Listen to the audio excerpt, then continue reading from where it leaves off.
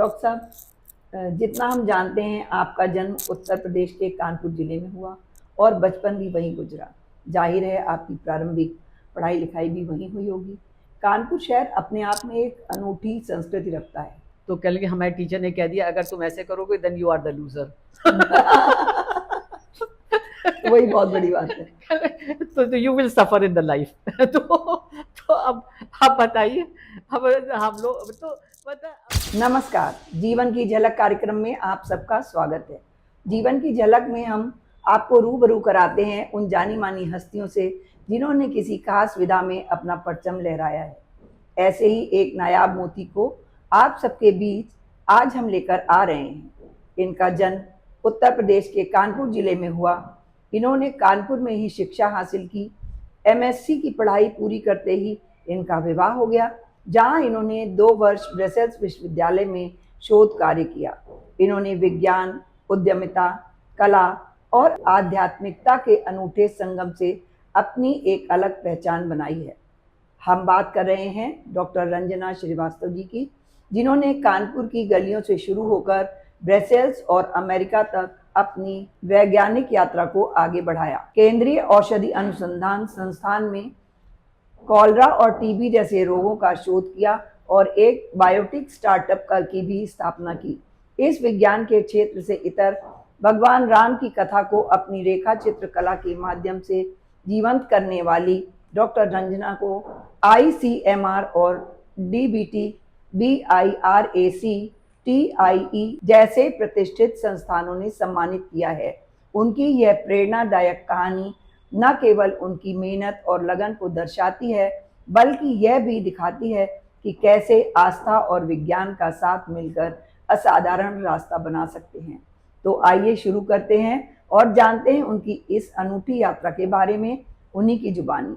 Doctor Ranjana Srivastava ji, जीवन की झलक कार्यक्रम में आपका बहुत बहुत स्वागत है। धन्यवाद।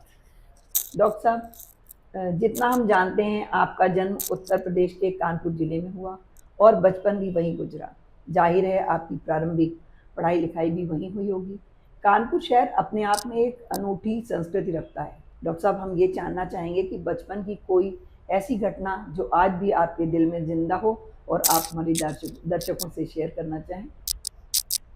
धन्यवाद डॉक्टर स्मिता जी। कानपुर में मेरा जन्म हुआ और मेरे पिताजी जो थे वो कानपुर एग्रीकल्चर कॉलेज में वहाँ हेड ऑफ एंटोमोलॉजी थे।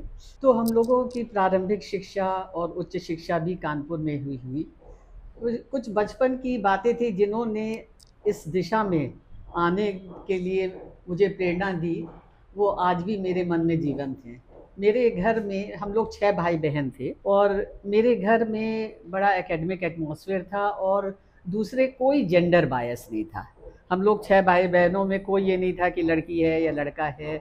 और मेरे पिताजी को हमेशा से था कि मुझे विज्ञान में जाना है, तो वो हमेशा हम लोगों को बताते थे कि कैसे तुम आगे पढ़ो आगे बढ़ो। और चूँकि उन्होंने अपनी PhD, क्योंकि उन्होंने इलाहाबाद यूनिवर्सिटी से PhD की थी, उसके बाद फिर वो अमेरिका चले गए, वहाँ से उन्होंने DSc किया। तो वो हम लोगों को विदेश की बातें भी, अमेरिका की बातें भी बताते थे, जिससे कि एक ग्लोबल एक्सपोजर हुआ। मेरी माँ जो थी, उनके पिताजी भी इलाहाबाद यूनिवर्सिटी में ज़ूलॉजी के प्रोफेसर थे। जब वो शादी होके आई थी तो वो हाई स्कूल थी। उसके बाद उन्होंने MA इन हिंदी में किया, म्यूज़िक में अलंकार किया। और कानपुर में आप विश्वास नहीं करेंगी, 2 महिलाएं सिर्फ गाड़ी चलाती थी, उसमें वो एक थी। और हमारे घर में नौकरों के होते हुए भी वो खाना खुद बनाती थी और कुछ काम वो स्वयं करती थी। तो उन्होंने हमेशा हम लोगों को यही शिक्षा दी कि काम अपने आप भी करना सीखो, हर समय किसी के ऊपर निर्भर नहीं रहना चाहिए। तो इस वातावरण से बाद में मुझको बहुत, आई थिंक हमको काफ़ी प्रेरणा भी मिली और ये सब बड़ी बातें काम आई आगे के जीवन में। अच्छा डॉक्टर साहब, आप कानपुर में रहीं और कानपुर से निकलकर ब्रसेल्स जाना, वहाँ जाकर वहाँ के विश्वविद्यालय में शोध कार्य करना आपके लिए कैसा अनुभव था? क्या वहाँ की जो शैक्षिक प्रणाली थी वो कुछ भिन्न थी? आपको वहाँ कुछ अलग महसूस हुआ या कोई परेशानी आई या आपको यहाँ से वहाँ बेहतर माहौल लगा? देखिए, मैंने यहाँ पर एमएससी तो बॉटनी भी किया था। अच्छा। और जब मेरा विवाह हुआ तो मेरे पति जो थे वो भी वैज्ञानिक है, वो ब्रसेल्स यूनिवर्सिटी में कार्यरत थे। तो मैं उनके साथ चली गई। तो पहले तो ये हुआ कि मैं फ़्रेंच सीखूं, क्योंकि वहाँ पर फ़्रेंच भाषा बोली जाती थी। तो मैंने पहले फ़्रेंच वहाँ सीखी। तो उसका भी बड़ा अनुभव, उसका भी बड़ा अच्छा अनुभव हुआ कि जब मैंने फ़्रेंच सीखना शुरू किया तो उस समय जो प्रणाली थी कि आप देखिए, विज़ुअल थी कि आप देखिए और उसके बाद वो बताते थे। जैसे मान लीजिए ये कुर्सी है तो सेतुन शेज़। तो मैंने उनसे कहा कि देखिए, मुझे तो कई भाषाएं आती हैं, तो मुझे ग्रामर सीखनी है। तो उन्होंने कहा कि नहीं, ये नई प्रणाली है, इसको ऐसे ही हम लोग सिखाते हैं। तो मैं गई, मैंने बाज़ार से ग्रामर की बुक खरीदी। तो मैंने देखा ये तो संस्कृत की ग्रामर है। तो अच्छा। मैंने फिर तो मेरे लिए इतना आसान हो गया, मैंने सारी ग्रामर पढ़ डाली और आप विश्वास नहीं करेंगी कि मेरे 99% मार्क्स आए। अरे वाह। लेकिन ये था और मुझे बड़ा गर्व भी हुआ। फिर मैंने जब पढ़ा तो वाकई में इन सब जर्मन, ये फ्रेंच, इनका जन्म ही संस्कृत से हुआ है। और संस्कृत तो इसलिए मुझे लगा कि हम लोग को संस्कृत छोड़नी नहीं चाहिए, क्योंकि संस्कृत की ग्रामर आपको अगर आती है तो आप ये सब ग्रामर आपके लिए सब भाषा सीख सकते हैं। उसके बाद फिर मैंने लैब ज्वाइन किया और लैब भी हमारा, समझिए, ये कार्य जो था बिल्कुल ये नया सब्जेक्ट था बैक्टीरियल जेनेटिक्स में। और हमारा तो बॉटनी में था, लेकिन ये था कि यहीं पे ही हमारे माता पिता की जो शिक्षा थी कि मेहनत खूब करना चाहिए। तो आप विश्वास नहीं मानेंगे कि रात के 10-10 बजे तक हम दोनों जने काम किया करते थे। और उसके बाद 2 साल में ही अच्छा कार्य भी हम लोग संपन्न कर पाए, पेपर भी पब्लिश किया। उसके बाद फिर हम लोगों ने निर्णय लिया कि हम लोग लौटेंगे। और इसमें भी ये था कि थोड़ी सी राष्ट्रवादी भावना भी थी कि अपने देश लौटा जाए, जो सीखा है वहाँ पे सिखाएं। फिर हम लोग लौट आए। अच्छा। और लखनऊ ही लौटे। और लखनऊ में ही फिर हमारे हस्बैंड को सीडीआरआई में परमानेंट जॉब मिल गई। तो आप लोग लखनऊ हाँ, लखनऊ लौट आए। आए। अच्छा। तो वैसे तो ये आपके चूंकि फैमिली का इसमें वो था कि वो बहुत पढ़ने लिखने वाले थे सब लोग, और उन्होंने, आपके पिताजी चाहते थे कि आप साइंस पढ़ें। तो क्या आपकी भी रुचि थी साइंस में, या आपको साइंस थोड़ी बोरिंग लगती थी? लोग, क्योंकि अमूमन लोगों को साइंस बोरिंग लगती है, तो क्या आज भी वो सोच अभी बोरिंग वाली है या बदल गई है? और आपको कैसा ये लगा था साइंस पढ़ के? ये बहुत बहुत ही आपने इंटरेस्टिंग क्वेश्चन पूछा है। और ये आप विश्वास नहीं मानेंगी, मुझे पता नहीं क्यों विज्ञान मेरे लिए एक चमत्कार का विषय था। अच्छा। और मेरी माँ जो थी वो हम लोगों को रात में, हम 6 भाई बहनों को नियम से रामायण सुनाती थी, राम की कथा। तो हम लोग जब सुनते, और बड़े भावपूर्ण ढंग से बताती थी, फिर दूसरे दिन का हम लोग इंतज़ार करते थे। तो उस समय से ही जब वो बताती थी कि देखो पुष्पक, तो हम लोग बल्कि कहते थे पुष्पक विमान। तो फिर हमारी मदर बताती थी क्यों, जब तुम एरोप्लेन नहीं है इस समय। तो उस समय तो हम लोग को, तब मुझे ये लगता था कि उस समय एक विज्ञान कितनी चरम सीमा पर होगा। तो आज अगर आप देखिए तो हर चीज़ हो रही है, जो एआई, और वो जो बाद में दिखते थे, उधर दूर दिखते थे, वो सब एआई द्वारा संपन्न हो रहा है। तो इससे मेरी विज्ञान में बड़ी रुचि थी। और मैंने बचपन से ही निर्णय कर लिया था कि मैं विज्ञान में ही जाऊंगी और शोध कार्य करूंगी। तो इसमें मैं कहूँगी कि रामायण का भी बड़ा योगदान था, और मेरी माँ का भी, जिन्होंने राम कथा इतने अच्छे ढंग से हम लोगों को बताई और समझा के बताई। क्योंकि आप उसमें देखिए ज़बरदस्त विज्ञान था, चाहे आप महाभारत लीजिए, रामायण लीजिए। तो हम लोग, भारत जो है एक समय मतलब बहुत ही चरम सीमा पर विज्ञान था, जो जब आज हो सकता है तो पहले क्यों नहीं हो सकता है। तो इस विषय में आगे चल के कैसे काम आया, ये अभी मतलब अपने में एक इंटरेस्टिंग एक्सपीरियंस रहा। अभी आपने जैसे एआई की बात करी, तो क्या एआई और चैट जीपीटी जैसे टूल्स रिसर्च में मददगार हैं, या ये के लिए खतरनाक है? देखिए, कंप्यूटर टेक्नोलॉजी एज सच बहुत मददगार भी है, और इसके फ़ायदे भी हैं और नुकसान भी हैं। क्योंकि देखिए एआई, आज चैट जीपीटी है जैसे आप लीजिए, तो एक समय मुझे लगा आपको कोई देना है, वो आपका सारा बना के टेक्स्ट दे देगा। तो एक समय के लिए मुझे लगा कि क्या, अब तो लैंग्वेज कोई पढ़ेगा ही नहीं, कोई जानेगा ही नहीं, सब चैट जीपीटी में डाल देंगे। लेकिन इससे, क्योंकि अब जो समय है वो डेटा का है, तो इसलिए इसके फ़ायदे हमको लेने पड़ेंगे, और इसके बहुत फ़ायदे हैं। और जो आपने एआई का कहा है, एआई देखिए क्या है, एआई में भी डेटा है। वो एआई आपका जो है, अब जैसे कि मैं आपको मेडिकल उसमें भी बताती हूँ कि जैसे आपका हम लोग ट्यूबरकुलोसिस पे काम करते हैं, तो ट्यूबरकुलोसिस में एक सिम्पटम होता है एक्सरे से, लेकिन अब एक्सरे से डॉक्टर देखता था, बताता था। तो अब ये लोग क्या कर रहे हैं कि खूब सारा डेटा जो एक्सरे का, जिनको एक्सरे था और टीबी था, जहाँ कोरिलेशन है, उस डेटा को इन्होंने एआई में फीड किया। तो अब एआई की मदद से आप एक्सरे देखेंगे और वो बता देगा। तो इसका बहुत फ़ायदा है मेडिकल में, हर चीज़ में। तो एआई टेक्नोलॉजी बहुत फ़ायदा भी है, और ये भी है कि आज उससे आवाज़ क्लोन कर ले रहे हैं। आप सुनते हैं कि आपकी आवाज़ में ही फ़ोन आ जाता है और पैसे गायब हो जा रहे हैं। तो हर चीज़ के नुकसान फ़ायदे हैं, लेकिन फ़ायदे बहुत हैं। अब ये हम लोगों के ऊपर निर्भर करेगा कि हम लोग कैसे इसका इस्तेमाल करते हैं। बहुत बढ़िया बात, क्योंकि अभी तो खैर इस समय बहुत इसका मिसयूज होने लगे हैं और लोगों के बड़े पैसे, बहुत करोड़ों अरबों रुपए का हेर फेर हो चुका है। तो खैर उसके लिए भी जागरूकता की ज़रूरत है, जो कि हमारी सरकार भी कर रही है। बड़े फ़ोन पे मैसेज वगैरह आने लग गए हैं, तो ठीक है। आप जैसे विदेश भी गई, वहाँ रहीं और वापस आप लौट के भारत आए और आप यहीं सेटल हुए, तो क्या आज भी भारतीय टैलेंट विदेश जा रहा है?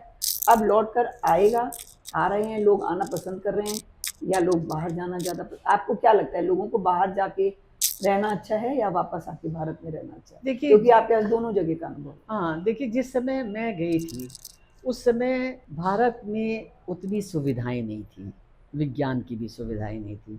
हम लोग आए हैं तो आपसे वाकई बताते हैं कि आज तो जो है वो तो मतलब इतनी सुविधाएं हैं। हम लोग के समय तो कुछ सुविधा नहीं थी। हम लोग तो कितना सामान बाहर से ही लेके आते थे, रिसर्च, इंडिजिनस रिसर्च डेवलप करी हम लोगों ने। लेकिन ये है कि उस समय देखिए क्या था ना कि आदमी जाता था, विदेश जाता था, ये तो है ही कि देखिए आप नई नई टेक्निक सीखते थे। अच्छा, फिर लाइफ जो थी वहाँ पर इजी थी, वहाँ हर चीज़ आपको आसानी से मिल गई, हर चीज़ प्लान्ड है। तो पैसा था, उस समय इंडिया में इतना पैसा नहीं था। हमको याद है कि आप देखिए, हम लोग जब यूरोप से लौटे थे तो हम लोग को 1000 रुपये सैलरी थी हम लोग की। लेकिन और जबकि हम लोग कहने को हम लोग अपनी इतनी अच्छी पोजीशन में थे, सब थे, लेकिन 1000 में काम चल जाता था। लेकिन ये नहीं था कि अब आप एसी भी लगा लें और ये भी लगा लें। तो उसमें हम लोग शांति से खूब आराम से रह भी लेते थे, और खूब लोग भी आते थे, हमारे मेहमान भी खूब आते थे। लेकिन क्या था, तो उस समय अगर आप कार अफोर्ड करना भी देखिए बड़ा मुश्किल था। तो आदमी जब बाहर जाता था तो कार अफोर्ड कर सकता है, एक बढ़िया लाइफ है, तो उसको लाइफ तो मिलती थी। और साइंस में भी आपको बड़ा अच्छा, देखिए आइंस्टाइन का एक बड़ा, ये बड़ा फेमस है कि आइंस्टाइन से सबने पूछा कि आपने जर्मनी छोड़ दिया, वर्ल्ड वॉर 2 के समय आप अमेरिका आ गए, तो ये तो गलत हुआ आपका देश के। तो उन्होंने कहा, देखिए मैं तो वैज्ञानिक हूँ, मेरा काम विज्ञान करना है।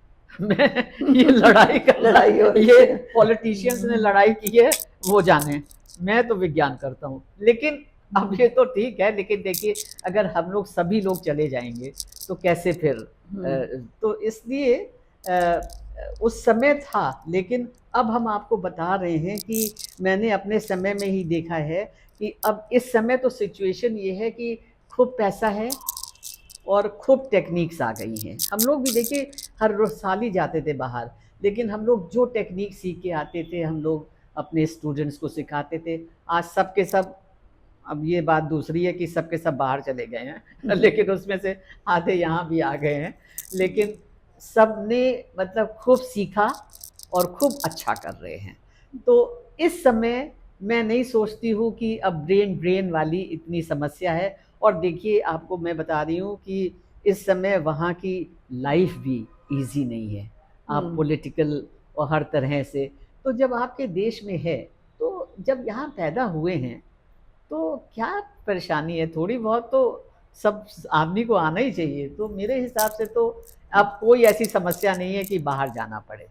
अब ये ज़रूर है कि आप आराम से हैं, कोई ना आने वाला है ना कोई जाने वाला है, आप अपना आराम से गए, आराम से आए घर में। ये ऐसी लाइफ चाहते हैं तो बहुत अच्छी लाइफ है। लेकिन यहाँ पर ये ज़रूर है कि आपका पारिवारिक दायित्व है, आपका सामाजिक दायित्व है, तो थोड़ी तो हैं परेशानियाँ, लेकिन अपना देश है। तो ब्रेन ड्रेन की इस समय मैं नहीं सोचती कि कोई भी कमी है यहाँ पर। एक से एक यूनिवर्सिटीज़ हैं, एक से एक सुविधाएँ हैं। और आप इसरो को देख लीजिए, आज हम लोगों ने क्या से बहुत क्या, बहुत हाँ, आज तो हम लोगों ने जो अपना मिलिट्री का वो डेमोन्स्ट्रेशन दिया है बहुत गजब, सारे वर्ल्ड को। बहुत बड़ा मैसेज आज है, सोचिए कि आप अपने अब देश से बैठे बैठे आपने उड़ा दिया। उड़ा दिया। तो ये तो आपका वो- ये तो खुद ही दिखाता है कि आज हम लोग किस कहाँ पहुंच गए हैं। स्थिति में हैं। बिल्कुल ठीक बात। तो मेरे हिसाब से अब ब्रेन ड्रेन वाली कोई समस्या नहीं। और फिर देखिए, जितने लोग जाते हैं उतने ही लोग आते भी हैं, इसलिए इसके लिए बहुत परेशानी की ज़रूरत नहीं है। हम लोग को ये ज़रूर करना है कि हम लोग को अपनी चीज़ें बड़ी सरल बनानी है, जिससे लोग बिज़नेस आसानी से कर सकें, साइंस आसानी से कर लें।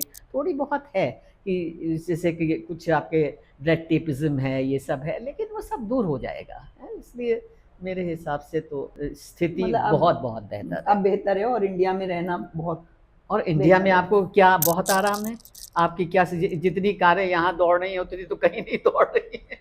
तो मेरे हिसाब से तो देखिए, इंडिया में जो लाइफ है वो कहीं नहीं है लाइफ। ये तो बिल्कुल ठीक बात है। अच्छा, एक बात है, जब पहली बार आपकी जो रिसर्च इंटरनेशनल जर्नल में आपका कोई पत्र छपा, तब आपको कैसा लगा था जब सबसे पहली बार छपा? बहुत खुशी हुई। हम लोगों ने उस दिन पार्टी मनाई। मैं यूरोप में थी, तो हम लोग सब फ्रेंड्स मिलके चले गए शाम को, और पार्टी हुई रात तक।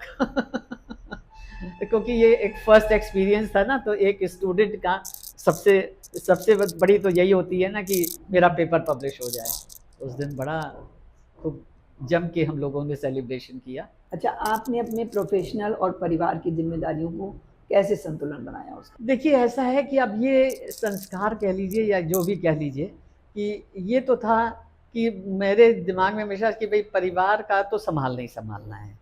आप विश्वास नहीं करेंगे कि मतलब मेरे लॉज भी हमारे साथ ही रहते थे, और ऐसा कुछ नहीं था, खूब मेहमान भी आते थे। लेकिन कभी हम लोगों को ये नहीं लगता था कि क्यों आ रहे हैं, क्या है। ये हम लोग को था कि जैसे ये तो करना ही है। उसके अलावा देखिए, तो ये सब चीज़ों से मुझे ये बड़ी क्लैरिटी थी कि जब मैंने नौकरी करी और मेरी बेटी हुई, मतलब लौट के हम यूरोप से आए, 1 साल बाद ही मेरी बेटी हुई। तो ये था कि 1 साल तो मैंने छोड़ दी थी रिसर्च। फिर उसके बाद हमारे डायरेक्टर का नहीं तुम फिर से ज्वाइन कर लो, तो खैर मैंने फिर से ज्वाइन कर ली। और उसके बाद हमारी मदर इन लॉ आ गई थी, तो थोड़ी परेशानियाँ थी। लेकिन ये था, जब मैं देखिए अमेरिका भी गई, उस समय मेरी बेटी पौने 4 साल की थी। मेरे हस्बैंड की कुछ यहाँ पे क्लिनिकल ट्रायल्स चल रहे थे, तो वो नहीं जा सकते थे, तो मुझे अकेले ही जाना था। मुझे ऑफ़र मिला था, बहुत अच्छा ऑफ़र ब्राउन यूनिवर्सिटी से मिला था।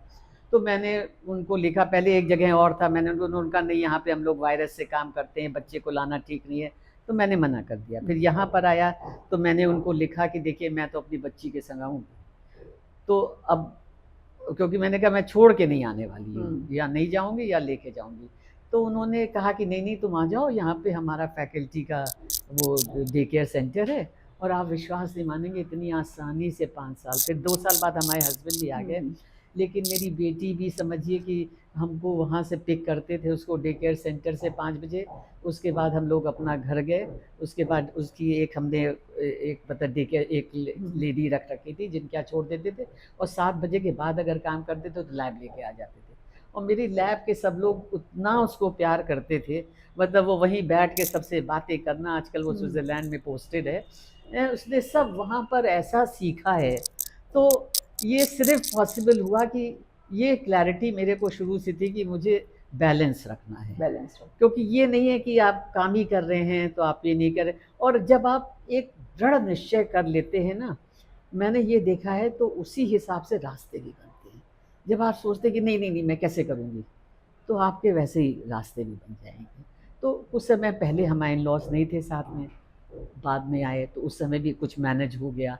तो इस तरह से, और फिर मैं इस मामले में क्लियर थी कि जब अगर मेरी बच्ची को निगलेक्ट हुई तो मैं नौकरी वोकरी छोड़ दूंगी। तो अब बच्ची निगलेक्ट होगी नहीं तो नौकरी छोड़नी पड़ेगी नहीं। पड़ेगी नहीं। तो ये मैं ये मैसेज मैं सबको देना चाहती हूँ कि इस समय तो बड़ा अच्छा है। हम तो सब यंग जनरेशन से कहते हैं कि देखो, हो सकता है कि अब जॉइंट फैमिली का एक बड़ा सुंदर टाइम आ गया है। देखिए, माँ बाप से अच्छा कोई नहीं देख कोई सकता नहीं देख बच्चों को। सकता। तो आप नौकरी लड़कियां करें, क्योंकि भाई पढ़ा लिखा है तो करें, करना लेकिन चाहिए। बच्चों का ठीक से देश होना भी, देखिए बच्चे ही भविष्य हैं।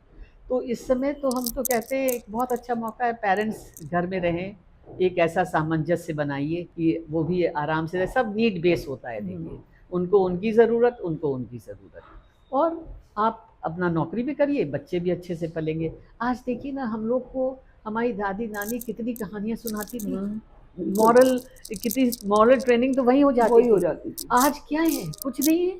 भाई माँ बाप भी आए, थके थके आए, वो भी सो गए, फिर वो, तो जो वो पेरेंटिंग थी ना, वो बहुत ज़रूरी है। बिल्कुल ठीक और बात है। एकदम से आप देखिए ना कि कितना समाज में गिरावट आई है, बहुत आई है। कोई वैल्यूज़ नहीं रह गई हैं। और इसके लिए मैं तो सोचती हूँ कि लड़कियां नौकरी अवश्य करें, लेकिन एक अच्छा सा, ये दोनों हस्बैंड वाइफ की ड्यूटी है कि दोनों मिल के एक ऐसा वातावरण क्रिएट करें कि पेरेंट्स भी उनके साथ में रहें और करें, क्योंकि पेरेंट्स को तो खुशी होगी, ऐसा थोड़ी है कि नहीं बिल्कुल। खुशी होगी। और ग्रैंड पेरेंट्स फ्री होते हैं, वो जितना बच्चों को सिखा पाते हैं वो हम लोग अपने बच्चों को उस टाइम पे नहीं दे पाते, हाँ। क्योंकि टाइम ही नहीं होता है, बहुत काम होते हैं। और आप देखिए बच्चों को प्यार, मैं तो मेरी बेटी के जब वो बेटा हुआ, इस समय वो 11 साल का है, 12 साल का, तो वो जब हुआ तो मैं गई थी। अब वो जो था इतना, मतलब उसको मैं सुनाती थी, कहानियाँ सुना रही हूँ, ये सब कर रही हूँ, तो वो इतना खुश। अब जरा सी उनको चोट लगी नहीं है, लेकिन वो आए रोते हुए, उनके ऊपर हाथ रख दिया मैंने पेट पे, बस उनकी सारी ठीक हो बीमारी गए। ठीक हो गई।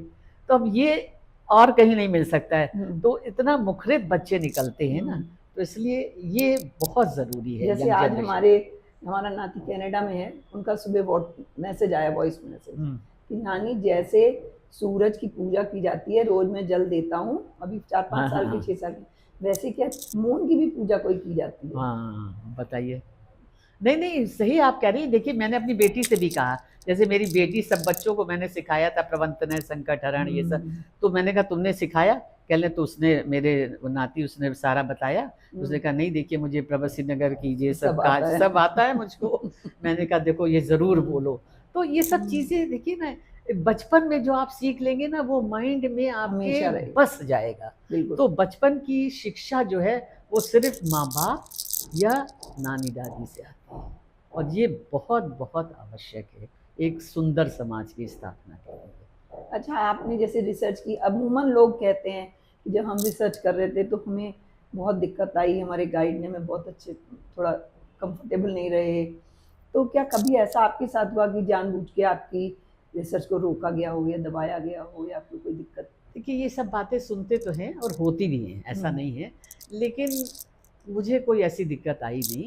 लेकिन मुझे ऐसा लगता है ना कि देखिए, ये सब दिक्कत नहीं आती है अगर आप अपने काम में ठीक है, परफेक्ट है, और दिक्कत आती है तो उसको आप सॉल्व करिए, बातें करिए, या हिम्मत रखिए। अगर गलत काम हो रहा है तो आप हिम्मत रखिए। देखिए, मेरे फादर हमेशा कहते थे कि सॉल्यूशन सीकर हो, और आजकल ज़रा है, मैं आपसे बता रही हूँ कि भगवान की कृपा से कहिए या जो भी कहिए, मैंने हमेशा जीवन में सॉल्यूशन ढूंढा है। कोई भी समस्याएं सबके जीवन में आती, मेरे जीवन में भी बहुत समस्याएं आई, लेकिन मैं कभी घबराती नहीं थी। मैं हमेशा देखती सॉल्यूशन क्या है इसका, और उसके लिए फिर अगर सही पे हूँ तब मैं किसी से डरती भी नहीं होती, चाहे वो कोई हो। ये हमारे फादर ने सिखाया था। हमारे फादर कहते थे डिस्कस कर लो, लेकिन वो ये नहीं है कि अगर हम लोग फादर से भी बहस कर लेते थे अगर उनकी बात हमको सही नहीं लगी।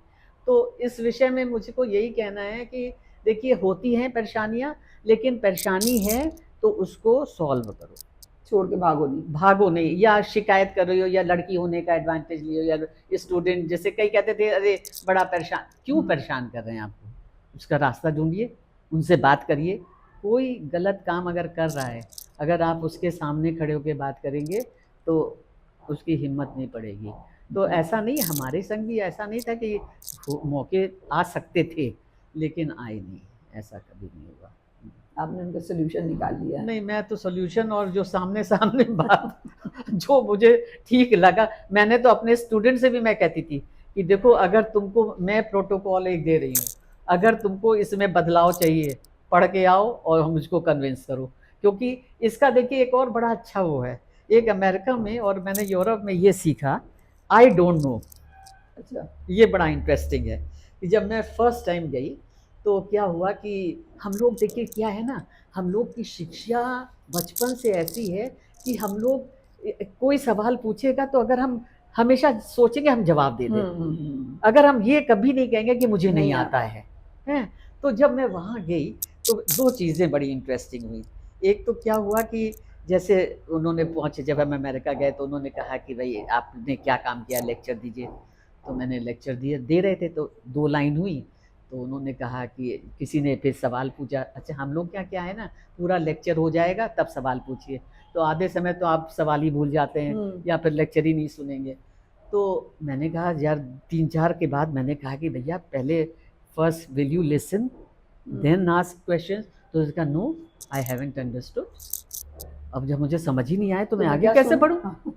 तो ये मुझे बड़ा स्ट्राइक किया। देखिए आधी पढ़ाई यहाँ हम लोग करते हैं ना, सब भूल जाते हैं। जो बच्चों ने इंजीनियरिंग भी पढ़ी अगर उनसे पूछा जाए ना, वो भी सब भूल जाते हैं। इसका रीज़न सिर्फ यही है कि हम लोग समझते नहीं हैं। अगर आप हर चीज़ समझ के करेंगे तो आपके जीवन में इंग्रेव्ड हो जाएगी। ये हमारे हस्बैंड का हमने देखा कि ही सपोज टू बी, मतलब तारीफ कर रही हो, अब वो जेएनयू में भी he was first chairman centre for biotechnology थे। बायोटेक्नोलॉजी उन्होंने इस्टेब्लिश करी थी जेएनयू में। तो उन्होंने समझिए कि उनका इतना कॉन्सेप्ट क्लियर है, कोई चीज़ पूछ लीजिए, and he suppose to be the best teacher. उनके स्टूडेंट्स मतलब उनको कैसा मानते हैं आप मतलब सोच नहीं सकती हैं।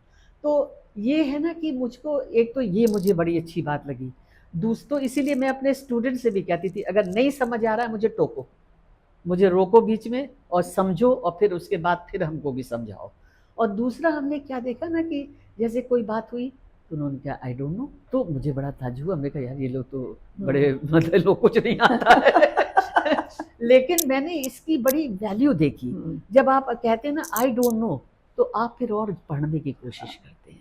मेरी डॉटर ने एजुकेशन वहीं स्टार्ट करी अमेरिका में ही, तो वो आती थी तो उसने कहा कि आज उसका एक दिन कोई साइंस का क्वेश्चन था, तो उनकी टीचर ने कहा कि look I don't know the answer of to this question, so is somebody's parent a scientist. तो उसने हाथ उठाया, तो उसका can you ask your parents. तो आई, हम लोगों ने खैर आंसर बता दिया। तो गई कहले thank you so much and let's give a clap for her parents. ये देखिए है ना, ये देखिए बच्चों, हम लोग टीचर ये क्या होता है कि नहीं जैसे गलत पढ़ाई नहीं आ रहा है तो बच्चे को डांट देंगे।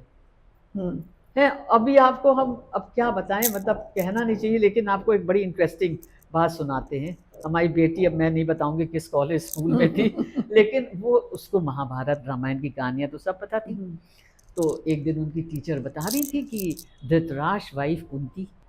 अब ये अच्छा, इनके अमेरिका में तो क्या है कि अगर टीचर गलत कह रही है तो वो हाथ उठा देंगे और कहेंगे कि no miss this is not correct, तो उनकी टीचर सुनेंगी, अगर सही होगा गलत होगा तो सॉरी भी बोलेगी।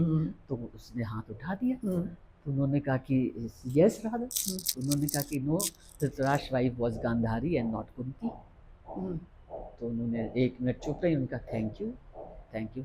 फिर उन्होंने कहा can you come on the board and solve this problem, you seem to know everything. 13 दिन उससे रोज बोर्ड पे सवाल कर। अच्छा, दूसरे दिन आई मेरी बेटी, उसने कहा mom I think I have made my teacher very angry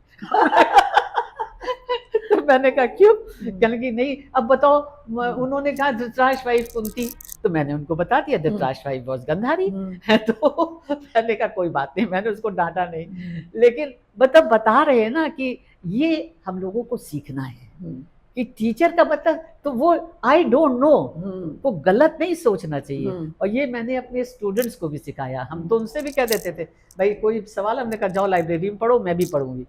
I don't no, अब तो हमको समझा दो भाई, हम पूरी नॉलेज थोड़ी ले सकते, उसके लिए तो मैं लाइब्रेरी में सुबह से शाम तक बैठी रहूं।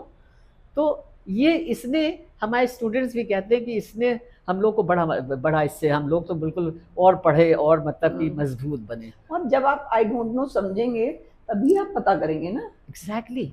तो इसलिए ये तो बहुत ज़रूरी आना। ये वर्ड मुझे बड़ा सेंटेंस जो है वही मैं सबको बताती हूँ। हमने कहा आई डोंट नो से कभी मत डरो।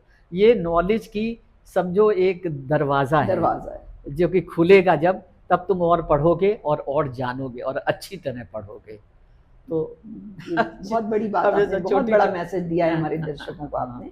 और एक बताइए, अगर कोई अभी 15 साल के बच्चे हैं जो अपना कैरियर डिसाइड कर रहे हैं, तो वो अगर साइंस लेना चाहते हैं तो आप उनको उसके बारे में, कैरियर बनाने के बारे में क्या सलाह देंगे? देखिए, पहली चीज़ तो मैं ये कहूँगी कि माँ बाप को चाहिए कि पहले वो बच्चे को जब छोटा हो ना, तो उसको एक फ्रीडम दे कि तुम्हें क्या पसंद है। चाहे वो पेंटिंग ही पसंद करता हो, टैलेंट उसका पता चले। आज का ज़माना फ़र्क है। देखिए, पहले के समय तक कि एक फिक्स्ड है कि इंजीनियर बनो, डॉक्टर बनो, टीचर बनो, यही था। लेकिन अब टाइम डिफरेंट है। पहली चीज़ तो ये है कि कहाँ टैलेंट है उसका, और दूसरा क्या है कि देखिए, आपने बताया उसको, पढ़ाने वाले का भी बड़ा था। हम लोग भी देखिए कहते हैं कि एक सब्जेक्ट का 10 बुक हो, एक बुक की आपको बड़ा अच्छा समझ आ जाएगा। वो बुक आपको 10 बुक पढ़ेंगे तो उसमें से आपको एक अच्छा, जैसे मैं एक आपको किस्सा बताती हूँ। मेरा बेटा था, तो उसका मैथ्स अच्छी थी उसकी, तो मुझको एक किसी ने बताया यहाँ पर ही तिवारी ट्यूटोरियल करके, तो उन्होंने कहा कि वहाँ भेजिए आप वो बच्चे। वो आया, उसके बाद पता नहीं क्या उसको क्लिक किया कि वो दिन भर बैठा मैथ्स ही लगा के और 10 तरह से। तो मैं पेरेंट टीचर मीटिंग में जब गई, तो उनके टीचर का पहला वो था कि क्या बताएं हर्ष का मतलब कि एक एक सवाल को 10 तरह से लगाना। अच्छा। तो मतलब ये मैंने रियलाइज़ किया कि देखिए, एक टीचर का भी बड़ा, अगर आप फ्रीडम देंगे ना, तो ये काउंसलिंग, ये हमारे ख्याल से बच्चों को इंटरेस्ट थोपा नहीं जा सकता है। अगर उनको इंटरेस्ट नहीं है तो वो चीज़ पढ़ाना बेकार है। तो हमको एक काउंसलिंग टाइप पेरेंट्स करें, या फिर उनको एक फ्रीडम दे कि बताने की अपनी बात कि मैं क्या पढ़ना चाहते हैं। और फिर वो अब साइंस पढ़ेंगे। देखिए, 8th 10th तक तो सभी सब्जेक्ट पढ़ने पड़ते हैं, आपको खुद ही पता चल जाएगा किस सब्जेक्ट में ये अच्छे हैं। तो जो सब्जेक्ट में अच्छे हो, बेहतर है कि आप उसमें ध्यान दें। मेरा अपना मानना ये है। और साइंस का देखिए क्या है कि हम लोगों ने प्रोग्राम स्टार्ट किया है कि आजकल क्या हो रहा है कि बच्चों को स्कूल से, हम लोग के जैसे IITR में हम हैं, तो वहाँ पर एक उन्होंने जिज्ञासा करके प्रोग्राम शुरू किया है। तो उसमें क्या करते हैं कि बच्चे आते हैं स्कूल से और एक साइंटिस्ट को साइंटिस्ट लेक्चर देते हैं। उसमें आपको बच्चे सवाल पूछते हैं। तो जैसे हम लोग किसी एक आविष्कार के बारे में बताया, या तो उन्होंने सवाल पूछा, फिर जो उनके क्वेश्चंस उनको जवाब दिया, तो इससे उनको इंटरेस्ट जागृत होता है। फिर उसके बाद हम लोग क्या करते हैं कि बच्चों का MSc में हम लोग 6 महीने के लिए इन सब बड़ी लैब्स में वो जाके ट्रेनिंग ले, जिससे कि वो जाके 6 महीने का या 2 महीने का वो एक प्रोजेक्ट करते हैं। तो उनको एक ज्ञान होता है, तो वहाँ पे वो वैज्ञानिकों से बात करते हैं, प्लस क्या कहते हैं कि वो देखते हैं, एक्सपेरिमेंट भी करते हैं। तो उनको खुद पता चलता है कि ये कैसे किया जाता है। उससे फिर उनकी अगर रुचि होती है तो वो शोध कार्य में जाएँ। तो ये प्रोग्राम DST ने भी स्टार्ट किया है, इंस्पायर करके भी। और आप विश्वास नहीं मानेंगी, उसमें वो प्रोजेक्ट बनवाते थे, हम लोग कई उसमें जज थे। मतलब बच्चे क्या-क्या प्रोजेक्ट बना के लाते थे, आप सोच नहीं सकती। एक बच्चे ने बनाया था थर्मस, जिसमें गरम भी ठंडा भी। अच्छा। और दिल्ली के एक बच्चों ने बनाया था कि आपका सेंसर लगा दिया, तो जैसे आपका सीनियर सिटीज़न है तो वहीं कहीं खड़ा है, उसका सारे बस से कर दिया। तो अब उसको जैसे इस एरिया में बस की आपको हज़रतगंज में से जाना है, तो हज़रतगंज की बस कब चली उसको पता चल जाएगा, और फिर उसके बाद कब आ रही है ये पता चल। मतलब बच्चों को देखिए, एक समय था कि हम लोग सोचते थे ना कि बच्चे बड़े, मतलब उनको बड़े उससे समझा रहे हैं। अब तो कहा जाता है कि आप बच्चों को कोई आसानी ढंग से, उनको जैसा टेक्स्ट है पढ़िए पूरा, उनके दिमाग में सब जा रहा है और वो सब समझ लेंगे। तो बच्चे तो आप समझिए कि आप खुद ही देखिए ना, मोबाइल, आपका नाती या पोता जितना छोटे से होंगे, लेकिन आप उनको देखिए सारी चीज़ें आती हैं। हाँ, उन्हें हमसे ज़्यादा और मालूम उनसे है। आप पता हम लोग नहीं कर पाएंगे। हम लोग का माइंड पोल्यूटेड है, उनका माइंड तो फ्रेश है। सारी, मतलब सारा वो उनसे आप पूछिए सब कर रहे हैं। तो बच्चे अब एक्चुअली देखिए ना, बच्चे, कहा जाता है कि बच्चे 4 लैंग्वेज एक साथ सीख सकते हैं, और बच्चों का जो ब्रेन होता है वो 4 साल में ही एडल्ट ब्रेन की तरह डेवलप। तो अब लोगों ने रियलाइज़ करना शुरू किया है और अब इसकी मतलब अब इसकी वैल्यू है। तो मेरे हिसाब से तो मतलब बच्चों का तो मतलब बहुत ध्यान से उनका करिकुलम जो है ना, मुझे कभी-कभी लगता है कि करिकुलम जो है ना, हम लोगों को बच्चों के करिकुलम पे बड़ा ध्यान देना चाहिए। और बच्चों देखिए, बाहर हमने यूरोप में देखा कि जैसे यूनिवर्सिटी के टीचर वो क्या करते थे, जब रिटायरमेंट के करीब आए तो प्राइमरी स्कूल में चले जाते थे अच्छा। पढ़ाने के लिए। अरे आइडिया देखिए, हम्म। और सैलरी उनको वही मिलती थी। हम्म। तो उससे उनको क्या था कि अब बच्चों को आप सोचिए कितनी बढ़िया पढ़ाई मिल रही है। सही बात है। तो ये भी चीज़ हमको बड़ी स्ट्राइक की थी। हम ये लोग तो देखिए बहुत बच्चों के बहुत स्कूल के टीचर्स नहीं ठीक हैं, हम्म। उनकी गवर्नमेंट के प्रोग्राम्स हैं कि उनका सब ट्रेनिंग होनी चाहिए, हम्म। लेकिन चलता नहीं है। हम्म। तो देखिए बच्चों के स्कूल में तो बेस्ट टीचर्स होने चाहिए, बिल्कुल, बहुत और जरूरी है। मतलब आप उनको कांस्टेंट इंटरेक्शन दीजिए कि जिससे उनका मतलब हम तो कहते हैं, वाकई हम बता रहे हैं कि अगर देना तो आप ऑनलाइन देखिए ना, लॉकडाउन पीरियड में मतलब मेरी मेड सर्वेंट हाँ उसका सारे मोबाइल में कर रहे हैं। मतलब हमने कहा कि लॉकडाउन का एक सबसे बड़ा कंट्रीब्यूशन हुआ कि उसने हर बच्चे को टेक्नोलॉजी सावी कर दिया। बिल्कुल कर दिया। आप मतलब बताइए कि मैं तो मतलब हैरान हो जाती हूँ कि मोबाइल पे बैठ के बच्चे सारा कर रहे हैं और मतलब क्या उनको नहीं आता है। हम लोग आज तक नहीं सीख पा रहे हैं ट्वीट कैसे करना है, ये करना है। और उनको देखिए, मतलब जो पूछिए उनसे वो फटाफट कंप्यूटर पे कर देंगे। अरे हमारी जब लॉकडाउन के टाइम हमारी मेड ने हमें वॉलेट बनाना पेटीएम बताइए। चलाना बताया। हम फिर भी अभी जो है नहीं उतने अच्छे से चला पाते हैं। नहीं, तो बच्चे इस मामले में तो मेरे ख्याल से ये सब चीज़ें हम लोग को देखिए एजुकेशन के मामले में ना एक बड़ा, हम लोग क्या एक और चीज़ मैं आपको बताऊं कि जैसे एक हम लोग बड़ा हंसते थे, सब लोग कहते तुम तो बिल्कुल रेवोल्यूशनरी हो। हमने कहा देखिए हम लोग के यहाँ शुरुआत कैसे होती है, बच्चा बिल्कुल कहना मानता है तो सीधा, बड़ों के सामने बोलो नहीं। बड़े बोले तो चुप रहो। चुप हो तो जाओ। हम लोगों को बचपन से एक क्या सिखाया जाता है कि आर्ग्यू नहीं करो। No argument. अब आर्ग्यू दबिए नहीं करेंगे तो तो आपकी सीखेंगे कैसे? इनोवेटिव स्पिरिट तो आएगी नहीं, क्योंकि आपको कुछ वो जैसे कि एक बड़ा मज़ेदार वो किस्सा जैसे जोक्स आते थे उनका कि भाई माँ ताजमहल कहाँ है, तो उनका जाओ जाओ अपने पापा से पूछ लो कहाँ रखा है उन्होंने। डॉक्टर साहब, आप जब विदेश में थी तो आप अमेरिका और फ्रांस वगैरह में रही हैं, तो क्या आपको लगता है कि जो इंडिया का कल्चर है साइंस पढ़ाने का, बच्चों को पढ़ाने का, और वहाँ यहाँ में कुछ फर्क था? देखिए वहाँ पर फ़र्क है इन द सेंस कि वहाँ पर फिफ्थ सिक्स तक बच्चों को बिल्कुल आराम से पढ़ने देते हैं, ना उनको ज़्यादा होमवर्क देते हैं उनको, बल्कि जैसे कि एक पर्सनालिटी डेवलपमेंट उनको दे देंगे कि आप इसके ऊपर प्रोजेक्ट बनाइए। तो बच्चे अपने आप, आजकल जैसे अब पहले नहीं था लेकिन आजकल मैं, क्योंकि मेरी बेटी का बेटा जो है वो स्विट्ज़रलैंड में ही, तो वो उसकी मैं पढ़ाई देख रही हूँ, तो उसको जैसे दे दिया गया कि आप एक सब्जेक्ट दे दिया गया कि इस पे आप बन लिखिए, तो अपना उसने नेट से डिस्कस करके इंटरनेट से करके उसने प्रोजेक्ट बनाया, तो इससे एक उसको बनाने की क्षमता आई। अच्छा, दूसरा इंटरेस्टिंग पार्ट देखिए क्या हुआ कि उनका जैसे साइंस में कुछ असाइनमेंट था, तो मैंने कहा जो, तो उसको कुछ नहीं आ रहा था तो पूछा पाछा तो हम लोगों ने बताया, तो दूसरे दिन जब आया तो मैंने कहा तुम्हारे मार्क्स मिले? जैसे हम लोग की आदत है। हाँ हाँ। तो उसने कहा कि हाँ हाँ मिल गए। तो हम लोगों ने कहा कि तो तुम्हारे कैसे, तुम टीचर ने बताया? कि नहीं हमारे टीचर नहीं बताती हैं, बोर्ड पे लग जाता है वो, आप कंप्यूटर में देख लीजिए और अपने आप देख लीजिए मार्क्स। तो हमने कहा कोई मान लो अपना गलत कर ले कि मतलब दूसरा मार्क लगा ले, वो फेल हो या पास हो या मान लीजिए कम या ज़्यादा लिख दे, तो कह लगे हमारे टीचर ने कह दिया अगर तुम ऐसे करोगे then you are the loser. वही बहुत बड़ी बात है। तो you will suffer in the life. तो अब बताइए, अब हम लोग तो मतलब अब ये सब चीज़ें बड़ी अच्छी लगती कि एक बचपन से ही आपने जैसे बता दिया। दूसरा क्या था कि मैंने वहाँ देखा कि जैसे वो नेचर में भी, इसी से मैं नेचर में ले जाएंगे बच्चों को, वहाँ पे पढ़ाई देखिए, नेचर में तो बड़े एक्सपेरिमेंट्स होते हैं, नेचर में आपकी सारी साइंस है कि आप अगर सवाल करने लगे तो आप कहेंगे फूल ही 10 तरह के क्यों हैं? आप बताइए 10 किसी, इतनी बड़ी पॉपुलेशन रोज रोज बढ़ रही है लेकिन किसी का फिंगरप्रिंट सेम नहीं है।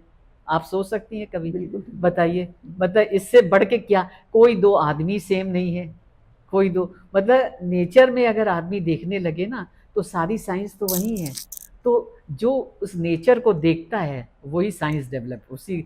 तो ये नेचर को एक ऑब्जर्वेशन करना, ये बड़ा बड़ा मतलब कि, तो वहाँ पर इस पे भी बड़े वो देते हैं कि आप नेचर में जाके देखिए, फिर आप पढ़िए। और दूसरी चीज़ वो क्या सिखाते हैं कि आप माँ बाप से नहीं पूछेंगे। मतलब हमारी बेटी आती थी तो हमने कहा कि भाई अपना दिखा दो, no, there has my teacher has said that you should do it by yourself. If you will ask your parents, then you will be dependent on your parents for whole your life. अब ये तो मतलब अब हमारे culture के लिए तो बड़ी खराब बात है कि आप मतलब बच्चों को ये सिखा रहे हैं, इतना इंडिपेंडेंट कर रहे हैं, इतना इंडिपेंडेंट बना रहे हैं। लेकिन अब ये है कि देखिए इससे क्या हुआ ना, अब जैसे हम अपने इसको ही देखते हैं, बेटी के जो बेटा रंडित नाम है उसका, अब वो जो है अपने आप करे, उसकी भी आदत अब पड़ गई है, अब वो अपने आप करेगा। अब उसके एक दिन उसको भूल गया था तो देखा क्या कि रात के 11 बजे तक बैठा हुआ कर रहा है। It's a good thing. बिल्कुल ठीक। और ये हमारी बेटी को भी, चूंकि वो अमेरिका से करके आई थी, उसकी यहाँ भी है बेटी, उसके स्कूल में भी एक बार ये हुआ कि आप वो बुक्स नहीं ले जाएंगे, तो बल्कि उसने कहा कि उनकी प्रिंसिपल ने किया, मिसेस किलर बड़ी बड़ी she was very dynamic lady, तो उन्होंने कहा बुक्स नहीं, आप लोग क्लास में ही रहेगा और बस फिर आप अपना करिए। तो उसने हमको बता दिया दूसरे दिन आके कि मम्मी सब ने बुक्स खरीद ली हैं। तो हमने कहा तुम भी खरीद लो, कहा नो दैट्स चीटिंग। हमने कहा ओके। अब उसके बाद उनका हुआ तो उनके सेकंड हाईएस्ट आए थे, तो मैंने ऐसे ही टीचर से बात करने गए तो उन्होंने कहा नहीं जिसका फर्स्ट आए हैं तो उसने बिल्कुल एकदम बिल्कुल सही लिखा है। हमने कहा सही का मतलब कि किताब से लिखा है। तो मैंने कहा ये बताइए मिस, अगर किताब से लिखा है इसके मतलब किताब थी उसके पास। तो 2 मिनट के लिए she was quite but yes. तो सिस्टम देखिए वर्क करने के लिए ना वैसे ही, लेकिन मतलब ये एक चीज़ बहुत अच्छी हमारे यहाँ क्या होता है ना, बच्चे को पढ़ा रहे पढ़ो पढ़ो पढ़ो तो उसका मन वैसे ही हट जाता है। अच्छा, इसी से मिलता जुलता एक प्रश्न है कि क्या आपको लगता है कि इंडिया में जो रिसर्च करते हैं उनको उतना सम्मान नहीं मिलता जितना विदेशों में करने वालों को मिलता है? नहीं नहीं ऐसा नहीं है, सबको बराबर। देखिए सबको बराबर मिलता है। देखिए थोड़ी बहुत तो है कि मतलब लेकिन देखिए ऐसा मुझे नहीं लगता, जिसने काम किया है उसको मिलता है, सम्मान मिलता है। और विदेश में भी देखिए ऐसा मत सोचिएगा, विदेश में भी खूब वहाँ पर भी बड़ा रेड टेपिज्म वहाँ पर भी है, ऐसा नहीं, हम तो बहुत रहे हैं, देखा भी है मैंने, ऐसा नहीं है।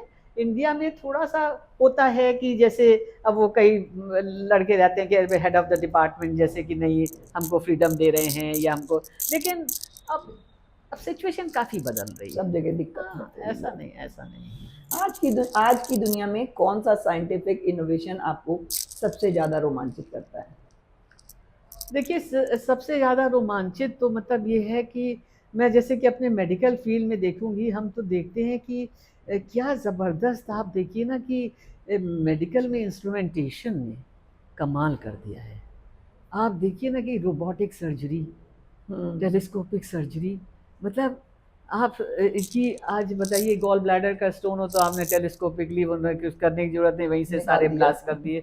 रोबोटिक सर्जरी से आजकल इतनी प्रिसाइज सर्जरीज हो रही हैं, तो मेरे और देखिए इंस्ट्रूमेंटेशन हर चीज़ में मेडिकल में आ गया है। आप चाहे बीपीओ, अभी एक और कंपनी निकाला है कि अपना जैसे आपका आया और उसके बाद मोबाइल में ट्रांसफ़र कर दिया, तो मोबाइल में ही सीधे अपना डेटा चला गया। एनीमिया का उन्होंने निकाला है, तो उसमें आपका ब्लड लिया, ब्लड को उसमें लेंगे भी नहीं, आपके सेंसर से ही लगा दिया है, तो सेंसर से ही आपका देख लिया और उसके बाद आपका पता चल गया कि आपका क्या हीमोग्लोबिन है, क्योंकि इस समय यूपी में एनीमिया की बड़ी प्रॉब्लम है। अच्छा। हाँ, एनीमिया बहुत सख्त प्रॉब्लम है विमेन की खास तौर से, तो उसका आपने देख लिया और आपका मोबाइल पे आ गया, तो पेशेंट को भी पता चल गया। तो ये सब टेक्नोलॉजी जो है, जैसे देखिए ना मोबाइल में, मेरा भाई एक्चुअली वेरीफोन में काम करता था जो फर्स्ट आया था मोबाइल में, तो वो ये मैंने एक बार पूछा उससे, तब नहीं आया था, मैंने कहा क्या करते हो तुम, यूएस में, कहने अब 2 साल इंतज़ार करो, हर चीज़ तुम मोबाइल पे कर लोगी।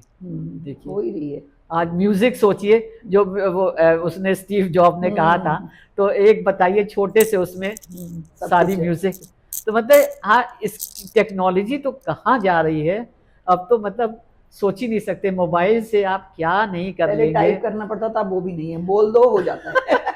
अब ये बताइए, बोल दीजिए लिख और भी जाता है, वो काम भी हो वो जाता है, काम फोन कर लेना नंबर निकल बता। आते हैं, तो सब कुछ हो जाता है। मतलब बताइए, सब लोग बेतार का तार से बड़ा पढ़ा करते थे और अब बताइए, मतलब बोल रहे हैं, अब वो लिखता जा रहा है। हम आपकी इतनी बातें सुन के और आपको इतना आपका सब जान के कि आप इतनी विद्वान और इतनी बड़ी साइंटिस्ट हैं, हमारे मन में बात आ रही है कि अगर आपके ऊपर बायोपिक बने तो उसका टाइटल क्या होना चाहिए? नहीं नहीं, ऐसा नहीं है। देखिए, मैं एक चीज बताएं, क्योंकि मैं जब करती थी ना, मेरा शुरू से ही था, जब हम जाते थे ना बाहर, आपसे सही बता रहे हैं, मैं लौट के आती थी ना, शुरू हम लोग तो बहुत अर्ली डेज से यूएस मतलब विदेश जा रहे हैं, मैं लौट के आती थी, मैं कहती थी क्यों नहीं मेरा इंडिया ऐसा हो सकता है। हम लोग हमेशा ये सोचते थे और हमेशा कोशिश करते थे कि चलो अपने स्टूडेंट्स को एक जो सीख के आते हैं, एक एक चीज़ हम लोगों ने सिखाई।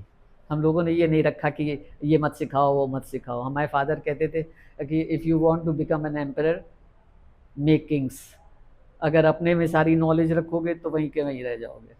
तो आपको हम बता रहे हैं ना, ये हमको बड़ा तो हमारे, बल्कि एक बनारस के स्पिरिचुअल शास्त्री जी थे, तो एक दिन मैंने उनसे पूछा, मुझे पता नहीं, बड़ी जैसे पागलपनी कही है, तो मैंने उनसे कहा क्यों नहीं, बताइए कि क्यों नहीं होता है। तो उन्होंने कहा देखिए, ऐसा है कि हर चीज़ होती है, नीचे जाती है फिर ऊपर उठती है। तो ये एक हमेशा से मुझको बड़ा तंग करता था। तो जैसे आप कह रही हैं ना कि आपको ये लगता था कि हमारे इंडिया में क्यों नहीं, हाँ ऐसे ही हम भी काफ़ी टाइम बाहर रहे।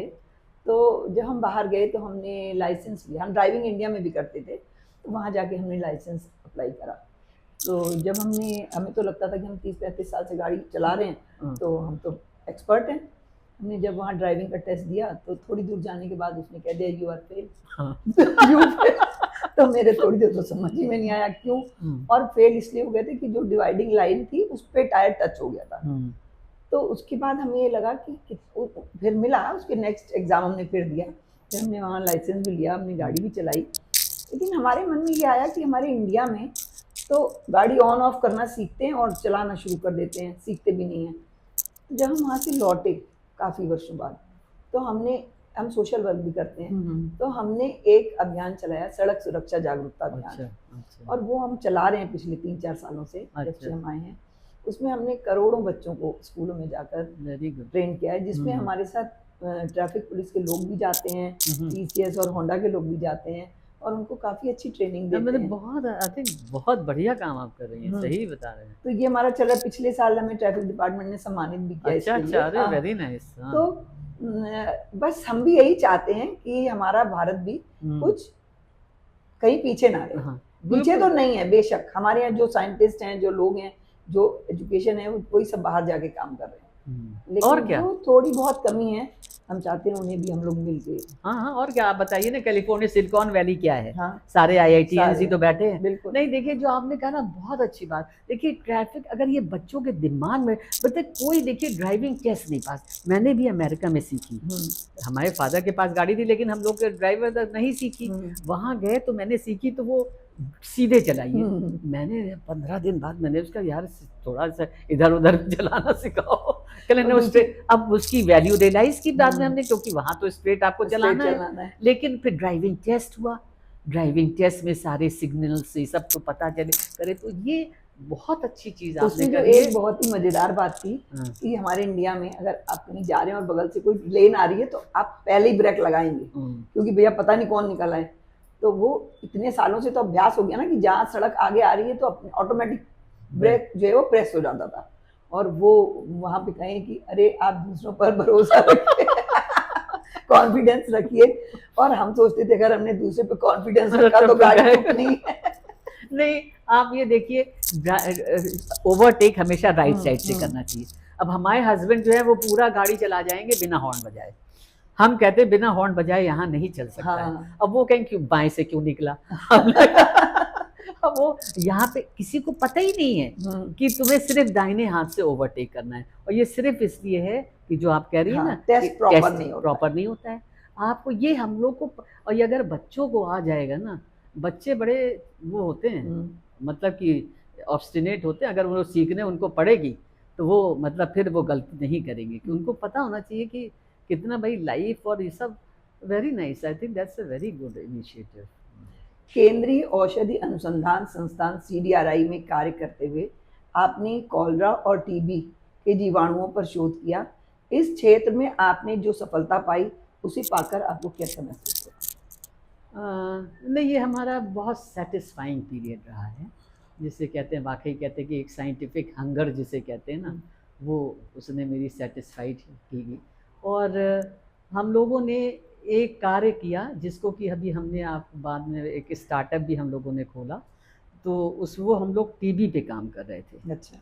तो टीबी में प्रॉब्लम क्या है अब कि ये एक इन्फेक्शियस डिजीज़ है, छूत की बीमारी है, और इसमें आदमी जब कॉफ इसका सिम्टम होता है, जब कॉफ करता है तो उसी के संग उसके टीबी के बैक्टीरिया आते हैं और वो दूसरा आदमी इन्फेक्ट हो जाता है। तो इसकी कीमोथेरेपी है। अच्छा। हाँ, कि वो, लेकिन वो 1 साल की होती है। और मतलब कि तो उसमें क्या है कि आपके शुरू के 2 महीने 4 दवाएँ दी जाती हैं, फिर अच्छा। 2 दवाएँ दी जाती हैं। लेकिन ये सारी दवाएँ हेपेटोटॉक्सिक हैं, ये समझ अच्छा। लीजिए टॉक्सिक हैं। तो लेकिन टीबी क्योर हो सकता है। लेकिन क्यों, क्या वजह है कि हर साल फिर भी 10 मिलियन केसेस, लोगों को पता नहीं है 10 मिलियन न्यू केसेस रहते हैं ग्लोबली। ओह। हाँ, ये आपको, और मतलब लाखों में हमारा, और इंडिया 1/4 शेयर करता है। ओह। तो इसका रीज़न क्या है कि जैसे ही डायग्नोस हो, उसके फ़ौरन आपका इलाज शुरू हो जाए। तो हमारे यहाँ कल्चर से डायग्नोसिस होती थी। एक तो माइक्रोस्कोपी से, उसमें आप सिर्फ 50% पता लगा सकते हैं, और कल्चर में क्या होता है कि आप उसके बैक्टीरिया को प्लेट करते हैं। तो इसका बैक्टीरिया बहुत धीमे ग्रो करता है, तो उसके ग्रो करने में समझिए 8 हफ्ते लगते हैं।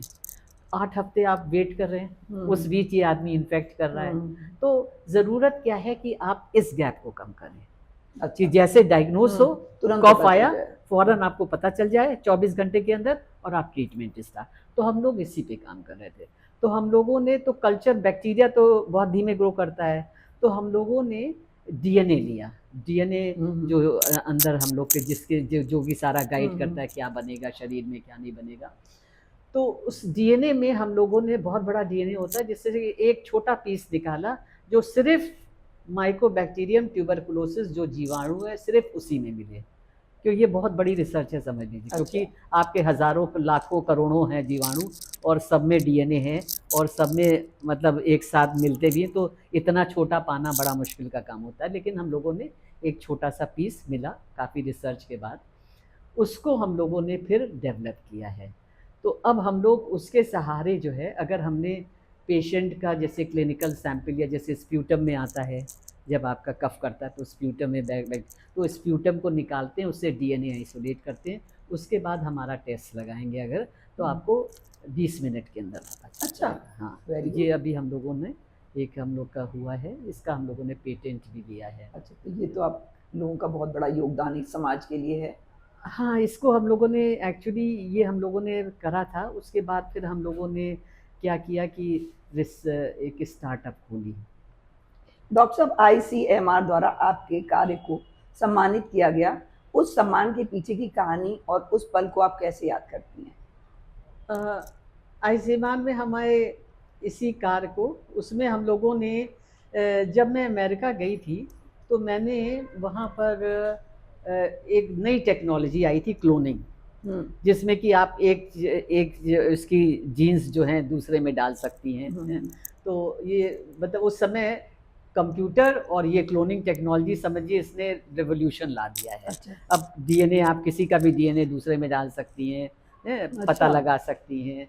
तो हमने, जब हम लोग लौट के आए तो फिर हम लोगों ने फिर ये टेक्नोलॉजी सीडीआरआई में इस्टेब्लिश करी, और हमारा फर्स्ट पेपर हम लोग का पब्लिश हुआ था, जिसमें हम लोगों ने कॉलरा की जीन्स, कॉलरा एक जीवाणु है जो कि आपका डायरिया कॉज करता है, तो उसकी जीन्स हम लोगों ने क्लोन की थी। अच्छा। इकोलाई में है, इकोलाई एक बैक्टीरिया है जो कि पैथोजेनिक नहीं है।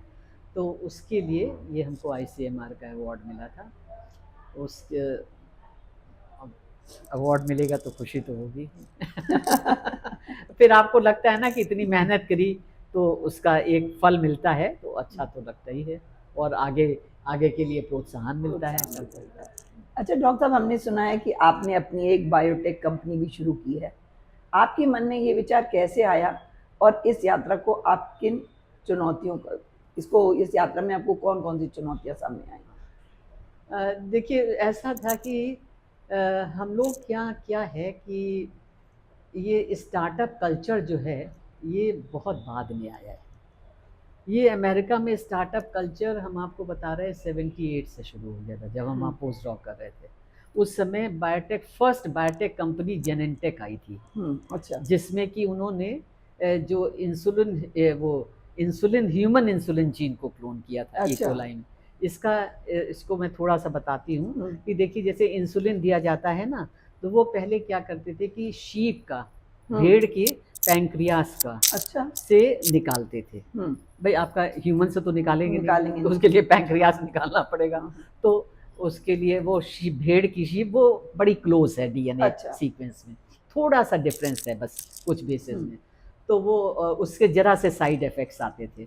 तो उस शीप से उन्होंने निकालते थे, स्लॉटर हाउस से जाके भेड़ का पैंक्रियास लिया, उससे इंसुलिन आइसोलेट की गई। तो इन्होंने फर्स्ट प्रोजेक्ट दिया जेनेंटेक ने कि हम ह्यूमन इंसुलिन जीन को क्लोन कर ले। अच्छा। इकोलाई में, इकोलाई का क्या है, इकोलाई हर 20 मिनट पे मल्टीप्लाई करता है। अच्छा। तो अब आप सोच लीजिए अगर इकोलाई में चलेगी तो हर 20 मिनट में बढ़ती तो कितना एक रात में आप कितनी क्वांटिटी बना लेंगे। तो ये प्रोजेक्ट दिया उन्होंने। और एक दिया था कि ह्यूमन ग्रोथ हार्मोन जो हमारे पिट्यूटरी ग्लैंड में होता है, तो उसको भी इकोलाई में क्लोन कर दे। तो वो तो जैसे ह्यूमन ग्रोथ हार्मोन तो जैसे आदमी का ब्रेन है, किसी का मिल गया तो उससे निकाला गया, तो उस अब अगर आपने इकोलाई में डाल दिया तो आप टन्स बना सकते हैं, वैसे तो महंगा पड़ेगा। तो उसमें उन्होंने तब से ये चल रहा था, उस समय शुरू किया था। और उन्होंने उस समय स्टार्टअप में क्या किया था कि ये उन्होंने फैसिलिटी दी थी गवर्नमेंट ने कि हर साइंटिस्ट अपनी कंपनी खोल सकता है। अच्छा। यूनिवर्सिटी में रहते हुए, ऑर्गेनाइजेशन में रहते हुए, और खोल के फिर वो क्या करेगा, जैसे उसने कुछ डेवलप किया तो वो अपना एक रॉयल्टी अपनी यूनिवर्सिटी उसको दे दिया। अच्छा, तो इससे क्या हुआ कि देखिए अब हर साइंटिस्ट अपना रिसर्च कर रहा है, उसने एक कंपनी भी खोल ली और कुछ नई नई प्रोडक्ट्स भी निकले, और 20 साल में आज आप देखिए क्या से क्या प्रोडक्ट्स बन गए हैं, सब बायोटेक प्रोडक्ट्स।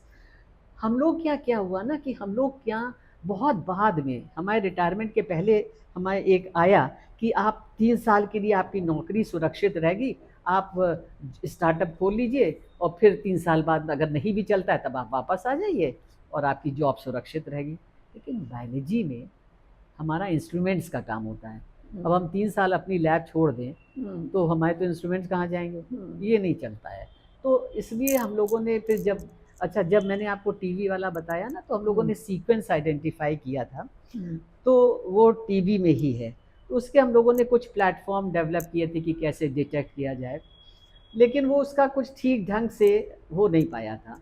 तो हम लोगों ने फिर जब रिटायर हुए हम, तब हमारे पास फ्रीडम थी कि अब मैं अपना स्टार्टअप खोल सकती हूँ, क्योंकि उसके पहले तो खोल नहीं सकते थे।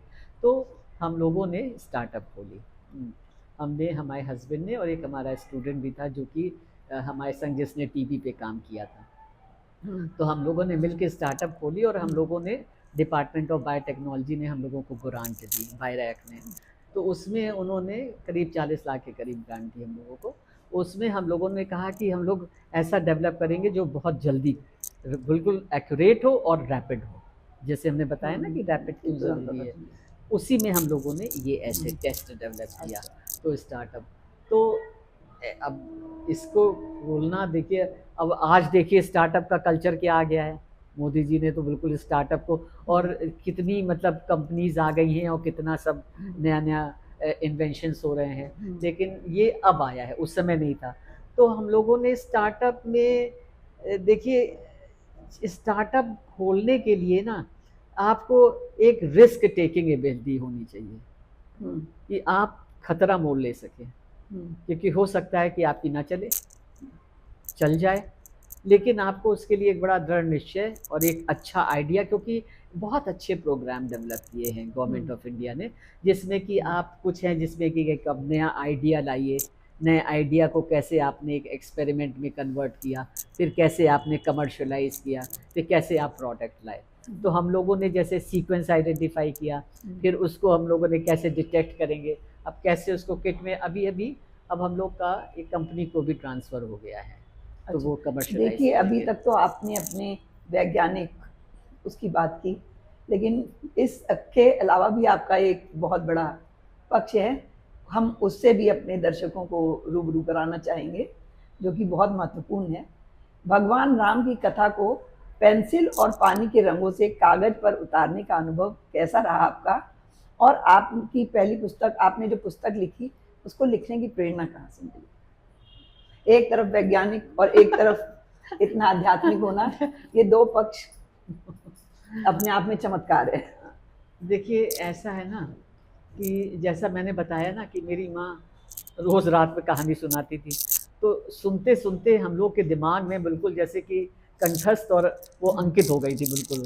एक-एक आप मतलब मैं 5 मिनट में भी पूरी कथा सुना सकती हूँ। अच्छा। तो इतनी रटी हुई है हम लोगों को। हम्म, तो जैसा मैंने उस समय भी बताया ना कि मैं मुझे बड़ा प्रेरित करता था कि एरोप्लेन था, पुष्पक विमान था और कैसे उन्होंने मारा मारीच को और विश्वबाहु को मारा तो मारी जाके वो 100 योजन। और आप देखिए कि योजन जो उन्होंने किया है वो सारा का सारा मतलब वो कैलकुलेशन में बिल्कुल वैसे ही वैसे है। ही आया। मैं तो ये सब चीज़ें जो थी ना मुझे बहुत मतलब कि और आप विश्व मतलब हँसी आएगी आपको, लेकिन मतलब मैं जैसे कि मुझे बचपन में मैं बड़ा सोचा करती जैसे एकदम से मुझे को शायद एकदम से पावर आ गई कि मैं गायब हो सकती हूँ तो मैं क्या करूँगी तो या मैं उड़ सकती हूँ। तो हम सोचते थे क्यों नहीं, देखिए अच्छा आप देखिए एरोप्लेन ये सब की भी चिड़ियों से ही तो मिली। आप अपने लाइफ में ही देखिए ना, कुछ जीव हैं जो पानी में हैं,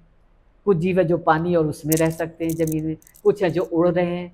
मतलब अगर आप नेचर को देखिए ना, सब कुछ है। नेचर ने मतलब क्या क्या नहीं बनाया है। एक मतलब मनुष्य को कि आप संरचना ही देखिए, वही बहुत बड़ी बात। एक आँख काफ़ी है लेकिन 2 आँख हैं, 2 नाक के नॉस्ट्रल्स हैं, 2 कान हैं, 2 किडनी हैं, 2 लंग्स हैं, जबकि एक से काम चल सकता है लेकिन एक रिज़र्व में रखा है। और हम लोग रिपेयर पे भी काम करते थे। देखिए बॉडी का रिपेयर सिस्टम देखिए, बॉडी को कोई दवा की ज़रूरत नहीं अगर छोड़ दें, वो सारा बिल्कुल। रिपेयर अपने आप कर सकता है। पता आप अगर सोचने लगिए तो बॉडी कैसे बनी होगी मतलब वही मैं सबसे कहती हूँ, मैं कहती हूँ कि तुम लोग सोचते हो हमने कहा जिस दिन आदमी ये बना ले तब मैं जानूँ। आज देखिए यही तो चल रहा है, सरोगेसी ये सब तो आ गई है, इन विट्रो फर्टिलाइजेशन, लेकिन एक यूट्रस जिस दिन बना लिया तब फिर वो होगा, तब आपके जो 100 पुत्र वो कौरवों के हो गए थे पता चल जाए कैसे बने थे। तो यूट्रस तो आज लेकिन तक एक बात अभी आपने बहुत बातों बातों में कह दी इम्पोर्टेंट, कि भगवान ने दो नाक, दो आँख, दो कान, दो नाक सब बनाए, एक चीज रिजर्व में बनाया। ये संदेश नई जनरेशन को जाना चाहिए जो आजकल एक ही बच्चा पैदा कर रहा है। ये तो आपने ऐसी अच्छी बात कही ना, मैं सबसे कहती हूँ क्या कर रहे हो। या हो सकता है कि हम लोग देखिए हम लोग के समय में 6 भाई बहन तो मतलब हाँ, मामूली चीज थी, होते थे हम लोग हाँ। 6 भाई बहन थे। अब क्या हुआ उसके बाद 2 हुए, अब तो एक और एक नहीं। हाँ, अब ये हमारे यहाँ पर अभी हम मैं बाहर थी लास्ट ईयर थी, तो हमारी बेल्जियम की फ्रेंड है तो उसकी लड़की है, तो ऐसे ही उसने बता रही थी, हमने कहा क्या यार वहाँ तो एक समय आया कि बच्चे ही नहीं पैदा। तो कहने लगी कि हमारी बेटी से मैंने कहा तो वो कहती कि the world is too too sick to produce children. अरे मैंने कहा तो वर्ल्ड उनको बच्चों को भैया अपना अपने आप भोगने दो, तुम कैसे डिसाइड कर रही हो। मतलब आज लेकिन अब सबने रियलाइज किया है, आज स्विट्जरलैंड में हम देख रहे हैं हर के 3 बच्चे हो रहे हैं विदेशों में लोग कर रहे हैं। क्योंकि डेमोग्राफी चेंज हो रही है, उनके यहाँ बच्चे ही नहीं रह गए, अब कर रहे हैं वो। तो एक समय तो अमेरिका में जीरो ग्रोथ गई थी, हाँ। कई साल जीरो ग्रोथ चला गया, हमने कहा इंडिया हो जाए तब लेकिन ये तो बात आपकी बहुत सही है, मतलब ये अब क्या कहें लेकिन देखिए नेचर के माध्यम से ये संदेश पहुंच गया है इस नई जनरेशन के लिए, नहीं आप तो उन्हें भी एक रिजर्व भी लगाना चाहिए अपने बॉडी तो हम वही कहते हैं कि बॉडी मतलब बॉडी को सोचने लगे आदमी कि हम तो कभी कभी मतलब लगता है कि कैसे कैसे बना होगा, कैसे मतलब किया होगा, लोगों ने कुछ नहीं सोच सकते हैं। हर कहाँ जगह, हर पे चीज में यूट्रस साइंस है। देखिए ना, यूट्रस जिस दिन बन गया तब तो आपका इंक्यूबेटर बन गया, तब आप इन विट्रो फर्टिलाइजेशन कर ही ले रहे हैं, फिर आपके वो सब हो, लेकिन यूट्रस बन नहीं पा रहा है। सेल भी इस समय साइंटिस्ट की यही तो तमन्ना है, एक सेल बना ले, लेकिन सेल बनाना आसान थोड़ी है। ये भी तो नेचर ने इस तरह का काम किया होगा कि आप यही देखिए ना, एक सोल चली जाती है। हम तो कभी कभी सोचते, कभी कभी बड़ा फिलोसफिकल भी हो जाओ ना, आप देखिए बॉडी, आदमी जब डेथ होती है तो एक उसकी क्या चला जाता है कुछ कि नहीं, सब खत्म। बॉडी निष्प्राण खत्म, और 1 मिनट में। 1 मिनट में बताइए चला जाता है। तो ये सब मतलब जीवन को समझना आसान नहीं है। तो ये जो आपने कहा ना कि प्रेरणा कहाँ से मिली, तो मैंने बताया ना कि एक तो जो मेरी माँ सुनाती थी, तो मेरा बचपन से ही जैसे कि मैं ये सब बड़ा सोचा करती थी कि कभी गायब हो जाएं या कभी उड़ने लग जाएं तो क्या होगा, कैसे होता होगा।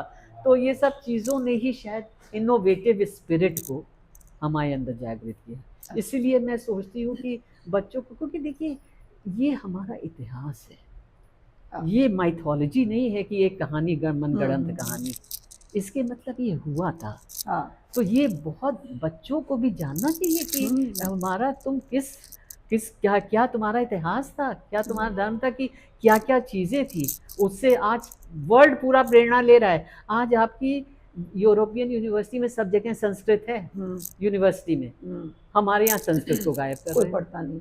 पढ़ा अच्छा, नहीं एक रहे। आखिरी प्रश्न आपसे पूछेंगे कि पहले आपको भी याद होगा, हम लोगों के बचपन में हर घर में लाल कपड़े में बांध के रामायण होती थी, और इसके अलावा रामायण का मानस पाठ भी होता था, है ना, कि अक्सर कहीं कहीं भी हो जाता था।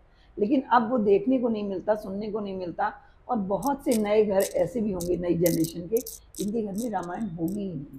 तो उनके लिए आपका क्या संदेश है? देखिए रामायण का एक तो जैसे मैंने बताया ना कि जब मैं रामायण को देखती हूँ तो ये हमारा इतिहास है, इतना जहाँ की कितना विज्ञान चरम सीमा पर था। और इतिहास ही नहीं, ये आप देखिए जीवन शैली है कि एक पिता पुत्र का रिश्ता, पति पत्नी का रिश्ता, भाई भाई का रिश्ता। यहाँ भाई भाई को मार डालते थे और यहाँ भाई को राज्य मिल रहा है, वो राज्य ले नहीं रहे हैं। तो ये मतलब, और उनको उन्होंने कह दिया कि नहीं, पिता ने वचन दिया है तो उससे तो कुछ नहीं होता, तो मैं तो वचन तो निभाऊंगा। करूंगा। कहीं ने कहा भी कि भाई मैंने दिया था तो अब मैं वापस लेती हूँ। उनका नहीं, आप वापस लेती, जिन्होंने दिया था वो तो नहीं है। तो उससे तो ये आप पत्नी पति का प्रेम बताइए, उन्होंने किसी को मारा, उन्होंने समुद्र सेतु बनाया, फिर वहाँ गए। तो हर तरह से मतलब इतना ये सब हमको जानना चाहिए। आज क्या वैल्यूज़ रह गई हैं, अभी ऐसा नहीं है, गायब नहीं हुआ है देखिए। लेकिन हम लोग हर जना बात ऐसे करेगा, अरे आजकल माँ बाप की कौन केयर करता है, अरे माँ बाप भी शब्द को ऐसे हो गए हैं, या भाई भाई कौन। हम कहते हैं तुम अपने घर में देखो, हमारे घर में देखिए, आपके घर में देखिए, है कहीं ऐसा? नहीं है। लेकिन हम लोग का जैसे कलयुग होता है ना, कि वो सब जैसे यही कहना है कि नहीं कुछ नहीं है, सब अपना सेल्फिश हो गए हैं, सब हो गए हैं। तो इसलिए ये बहुत ज़रूरी है। बहुत जरूरी। क्यों मर्यादा पुरुषोत्तम कहते थे हम लोग, अपनी मदर से कहते थे, पूछते थे। अब जैसे देखिए वही है, हम लोग पूछते थे कि भाई राज्य छोड़ देते जब से, तो मदर कहती थी कि राजा बनना आसान नहीं होता है, राजा का मतलब अपना ही परिवार थोड़ी होता है, राजा के लिए तो सब परिवार है, पूरा देश परिवार है। और आज के युग में कितना समझ आ रहा है, आज हमको एक ईमानदार प्रधानमंत्री मिला है। आप देखिए कितनी योजनाएं चल गई जो कभी चली थी, आज देश हमारा कहाँ बढ़ गया है। हम तो एक दिन यही देख रहे थे कि मतलब क्या क्या उन्होंने, क्या मतलब जो विकास जो सही मायने में, सिर्फ इसीलिए कि ईमानदार। तो ये जो कहते हैं ना कि एक युगों के बाद जो है जब जन्म लेते हैं कि वो आपका जब इतना धर्म बढ़ जाता है, वही है। तो ये सब हम लोगों को जानना, एक ईमानदारी की वैल्यू। तो हम लोग देखिए, आपने पढ़ा होगा, आज भी हम एक गलत काम करने में नहीं होता है, ये शायद वही पीछे जो बसे हुए हैं हम लोगों को, एक डर, एक भगवान का। और हम लोग का तो हमेशा है कि सबसे प्रेम करो। तो इसलिए मुझे लगता है ना कि अब आजकल के बच्चों को पूछिए तो उनको पता ही नहीं है, रामायण ही नहीं पता है। अब आप वो उनको ये है कि अग्नि परीक्षा क्यों ली, हमने कहा अग्नि परीक्षा किसने ली, तुमने कभी रामायण पढ़ी कि उन्होंने जिस समय सीता जी ने, अब जब समय खरदूषण के वध के बाद रामचंद्र जी ने सीता जी से कहा कि अब लड़ाई होगी तो अग्नि में प्रवेश कर जाए, तो अग्नि में प्रवेश कर जाती है, उन्होंने अपनी छाया छोड़ दी। और आज बताइए एआई से पॉसिबल है कि नहीं है? अभी हमारा कज़न है, वो न्यूयॉर्क में काम करता है, एआई पे करता है, कह रहा था 1 साल बाद आप न्यूयॉर्क में बैठी मिलेंगी और जबकि आप होंगी इंडिया में। यही तो था। तो कहने लगा कि हम वही हम कह रहे हैं कि मतलब आप बताइए कि ये आपने बताया, भाई फिल्म वाले तो उनके लिए तो बड़ा अच्छा मसाला है, तो वो नहीं दिखाएंगे। अब हमारी कज़िन है कनाडा में, उसने कहा कि हमारी बेटियां कहती है कि उन्होंने क्यों अग्नि में वो लंका से क्यों निकली, तो क्यों हमने कहा तुमको रामायण पढ़ना चाहिए था और उससे देख के बताना चाहिए था उनको। तो मेरा मतलब ये है कि कुछ चीज़ें ऐसी हैं जो कि हम लोग बताते नहीं है और बच्चे आर्ग्यू कर रहे हैं। आप उस समय का देखिए, जीवन शैली समझिए, जो संस्कार आपके मन में बस जाएंगे, ये बच्चे कभी गलत काम नहीं कर पाएंगे। हम लोग वाली जनरेशन तो देखिए नहीं कर पाती है। नहीं नहीं, वो तो हम लोग के मन में इतनी रामायण, और आप सोचिए कितने सदियों से रामायण के ऊपर कितना कितना मतलब सब चल रहा था, लेकिन चलती चली गई सुन के। और मतलब हम तो वही तुलसीदास का एक दिन सोच रहे थे कि बताइए उन्होंने 1 साल कितने महीने में ही उन्होंने पूरी कितना पढ़ा होगा, इतनी है ताकत पढ़ने में हम लोगों के। वही बात है। बताइए कितना पढ़ के उन्होंने पूरा जनमानस के लिए लिखा। मतलब तो इसलिए मुझे ऐसा लगा कि अच्छा, जैसे जब हमने ये लिखा ना, पहले एक्चुअली क्या हुआ कि कुछ पारिवारिक बिछोह हुए कुछ, तो मेरी माँ की भी डेथ हुई, तो हमको जैसे स्केचिंग का शौक था, लेकिन टाइम ही नहीं मिलता फिर साइंस में। तो मैं ऐसे ही एक दिन बैठी थी, तो मुझे जब वो सीता जी वाटिका में बैठी हैं और हनुमान जी ऊपर से अंगूठी गिराती है, मुझे पता नहीं क्यों बड़ा अच्छा चित्र लगता था। तो ऐसे ही मैं पेंसिल से बनाने लगी, तो आधा घंटा कैसे बीत गया पता ही नहीं चला। तो मैंने कहा ये तो मतलब जैसे इतना मन परेशान था, तो ये तो आधा घंटा अच्छा तो निकल बड़ा गया। अच्छा निकल गया मेरा। तो उसके बाद फिर मैंने सोचा कि फिर बनाते गए, तो हमारी फ्रेंड्स भी थी, सब लोगों घर वालों, उन्होंने अच्छा मैं चित्र बनाती तो मैं डालती, तो फिर हमारे परिवार में सभी लोग पढ़ते हैं, फिर वो उसके ऊपर पूरी टेक्स्ट लिखते, कमेंट करते। तो एकदम से पूरा रामायण का जैसे वातावरण बन गया। तो करते करते पूरी रामायण चित्रित हो गई। वाह। तो ये तो फिर ये निवेदिता जी मिल गई, एक दिन गए हुए थे, अंजू मिश्रा पता नहीं आप नहीं जानती, वो भी लेखिका हैं, उनके यहाँ गए थे, तो उनके यहाँ आई हुई थी, तो ऐसे उन्होंने कहा अरे आप देखेंगे इनकी कितने अच्छे सुंदर, उनको चित्र दिखाने लाए थे। तो उन्होंने देखा, कल अरे हम तो देख रहे थे, हम छापेंगे इसको। ये छप गई देखिए।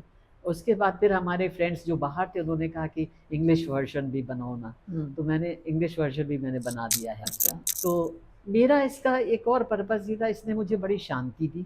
अच्छा। और इसका मतलब ये चित्रण कैसे समय, जैसे आजकल जैसे कहते हैं ना स्ट्रेस के लिए मंडाला करिए, मंडाला भी क्या है, यही है कि आप चित्र बना रहे हैं, तो इसमें सिर्फ हम एक पेंसिल, रबर और स्केच बुक लेके बैठते थे। अब उसी में बना रहे हैं, नहीं एक्सप्रेशन अच्छा नहीं लगा, फिर मिटाया, फिर नहीं लगा, फिर मिटाया। तो करते करते ना, तो वही सबने कहा कि तुम्हारे चित्र में लगता है जैसे कि बोल रहे हैं। हमने कहा नहीं, इसलिए लगता होगा कि शायद मैं इमेजिन करती हूँ उसी चीज़ को कि कैसे होगा। उसमें जाके हाँ, उसको फिर तो उसमें फिर जैसे भाव आते हैं तभी फिर करते हैं। तो ये एक तो बहुत शांति मिली, क्योंकि मेरी माँ भी कहती थी कि सब लोग साथ छोड़ देंगे, भगवान नहीं साथ छोड़ेंगे, उनका हाथ कभी मत छोड़ना, उनकी जो है उनके ऊपर कभी अविश्वास मत करना। बिल्कुल ठीक बात है। तो और हमको लगता है कि ये संदेश बहुत महत्वपूर्ण है कि भगवान का साथ हमेशा सबको रखना चाहिए।